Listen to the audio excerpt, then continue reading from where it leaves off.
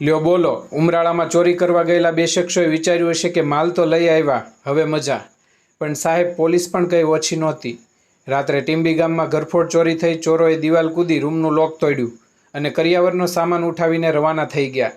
પણ ચોરોને કદાચ ખબર નહોતી કે પોલીસની નજરથી ચોરીનો માલ પણ લાંબો સમય છુપાઈ શકતો નથી. ઉમરાળા પોલીસને બાતમી મળી કે ચોરીનો માલ ક્યાંક બહાર નહીં, પરંતુ ચોરોના પોતાના જ ઘરે પડ્યો છે. પોલીસે પંચોને સાથે રાખીને બંનેના ઘરે તપાસ કરી અને જુઓ તો સાહેબ, ફ્રીજ, વોશિંગ મશીન, સોફા, લોખંડનો કબાટ અને ગાદલું, આ બધું હાજર. એટલે કે ચોરી કરીને માલ છુપાવ્યો તો ખરો, પણ ઘર જ માલનું ગોડાઉન બની ગયું. પોલીસે કુલ 43,500નો મુદ્દામાલ રિકવર કર્યો છે અને 2 આરોપીને ઝડપી લીધા છે. પોલીસના હાથે ઝડપાયેલા આરોપીઓ છે સોમલેશભાઈ વાઘેલા, ઉંમર 23 વર્ષ, અને શંભુભાઈ દલસાણિયા, ઉંમર 38 વર્ષ.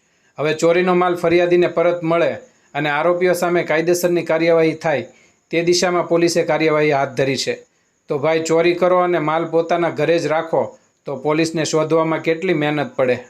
ઉમરાળા પોલીસની કાર્યવાહીથી એક વાત તો સ્પષ્ટ છે: ચોર કેટલો પણ ચાલાક હોય, પોલીસની નજરથી બચવું એટલું સરળ નથી.